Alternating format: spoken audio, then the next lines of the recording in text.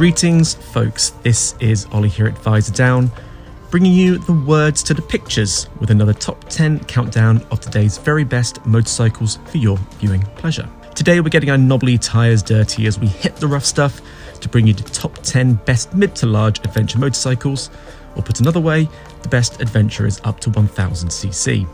With a river-deep selection of quality options, it's no surprise sales in this segment are soaring mountain high right now.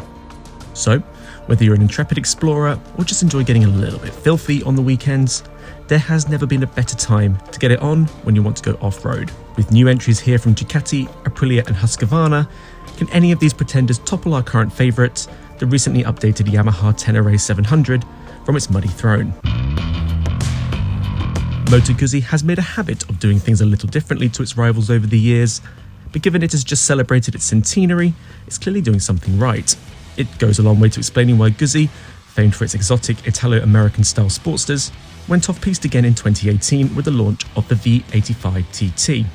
Straddling somewhere between off-roader, a tourer and a scrambler, while the V85 TT perhaps doesn't know what it wants to be when it grows up, it will at least look good doing so, definitely evoking the retro desirability of the 1980s rally raiders.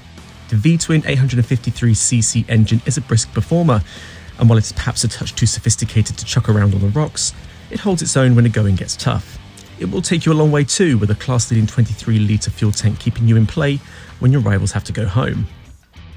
The V85 TT may not be as sophisticated as the Ducati DesertX, but at $10.5 grand, it's no consolation prize either. We've always had a soft spot for the Suzuki V-Strom 650 XT. Yes, it's very long in the tooth, yes, it isn't as refined as its rivals, and yes, there is a whiff of it being something of a white good motorcycle. But there is a certain honesty about Suzuki's venerable mid-range off-roader that remains utterly charming. Plus, that advancing age has its advantages too, because at around £8,500 for the harder core flagship XT version, this is a lot of bang for your buck. While a 645cc V-twin engine can trace its roots back to the 90s, much like your dad at the disco, it's still eager to prove it can perform, while the trusty mechanicals are both hard-wearing and compliant. So, while rivals can dazzle you with state-of-the-art tech, when all you need is a good value workhorse that does the job, the Suzuki V-Strom 650 XT is, for many, all the motorcycle you'll ever need. If the Chinese are indeed coming, then it is CFMoto leading the way, as it continues to prove motorcycles from our friends in the East are an increasingly competitive option. The latest example of this is the 800MT, a motorcycle that is new for the brand but familiar to most. That's because it is based on the discontinued KTM 790 Adventure platform. However, this isn't simply a hand-me-down model. For a start, we reckon CFMoto have restyled it into a more attractive proposition, and while the 800MT isn't perhaps the last word in refinement on the road, it does at least benefit from its Austrian donor's impressive off-road capabilities. As a buying prospect, the 800MT really stands out, with this flagship touring trim offering a heap of kit plus a class-leading 4-year warranty. Priced at just over £11,000, CFMoto have even thrown in pannier cases as standard. So, in short, the 800MT makes a very strong case for itself. Literally.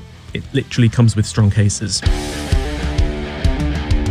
Fittingly, the CFMoto 800MT comes hot on the heels of another manufacturer, pushing into the lucrative adventure market with its own KTM-based creation. This is the Husqvarna Norden 901, the Tesco finest to CFMoto's Tesco value. It makes use of the current generation KTM 890 platform, but dresses it in a signature style that marries both premium and rugged aspirations. Has Husky been successful in this objective? Well, we'll let you be the judge, but it's a similar story on the road and off the road too, with the Norden 901 attempting to prove it's a rough 'em tough 'em adventure bike while being compliant to refined tourer, yet not quite hitting the market either. But in a saturated market of options you might find a touch generic, the Husqvarna Norden 901 is an adventure motorcycle for the discerning rider. Okay, so the Honda CB500X is not going to outperform many, or any, of the other entries in this countdown, but then no one is going to buy this to sling mud every other day of the week either. Instead, if you approach it from the angle of needing a capable, compact and affordable urban runaround that just happens to have the versatility of going rogue now and again, then the CB500X has a lot going for it. With Honda's 4-strong 500 range, an excellent choice for those stepping up in the size and power stakes without surrendering their A2 license, the X does exactly what you expect and it does it well. Better still, at just over £6,500, it's an absolute steal too. However, if you'd like your Honda to have a bit more grit between its tyre treads, then hold out for the return of the twin-cylinder 750cc Trans Alp. Aprilia has waded back into the adventure segment, with the third model to spin off from its new 660 platform after the RS sports bike and 200 Naked, with its boxy, upright appearance very clearly inspired by those rally raiders we gaze back at so fondly. This, the Tuareg 660, is quite a departure from the slinky lines of its brothers. It's quite a different proposition under the skin too, with the revvy eagerness of the 659cc parallel twin engine being toned down for Tuareg in favour of gruntier low-down torque. Even so, with 79 brake horsepower on tap, there is still evidence of Aprilia's sporting DNA out on the road. At 187 kilograms, the Tuareg is lighter than its rivals too, though when compared with the Tenere 700, it is easy to tell it prioritises on-road use over going to extremes off it. At just over 10.5 grand, it's also a touch pricey given its size, but as with all Aprilia models, it does feel like a premium product. If you put conquers mountains, breaks rocks, and never backs down from a challenge at the top of your motorcycle wish list, then the KTM 890 Adventure is the motorcycle for you. With all of its off-roading experience and know-how distilled into the middle child of KTM's Adventure lineup, the 890 Adventure and the harder core Adventure R are the Bear Grylls of motorcycles. Recently updated, the latest 890 Adventure smooths off some of the rougher edges for a more enjoyable ride on the road. But be in no doubt, it still takes its off-roading very seriously. Light yet powerful with 103 ponies available from its 889cc engine, the 890 Adventure isn't cheap starting at £11,449, but it's got the go as well as the show, with WP Explorer suspension, top-notch Metzeler tyres and Dakar-style rally modes included as standard. The Triumph Tiger 900 Rally is so capable off-road, it's even the motorcycle of choice among the baddies in the latest James Bond flick No Time to Die. Fortunately, you don't need to work for an international criminal to enjoy what the Tiger 900 has to offer. In fact, far from it being baddie, it's actually rather good. In rally trim, the Tiger 900 is tougher than the sister GT Tourer version, but still benefits from a similar level of on-road refinement and touring gusto. However, where the GT has to leave its skills on a tarmac, the Rally can get right down to business off it. At £12,195 for the base Rally version, the Tiger 900 is quite pricey, but it is well equipped, is well built, and comes brimming with tech that complements, rather than disrupts, your progress.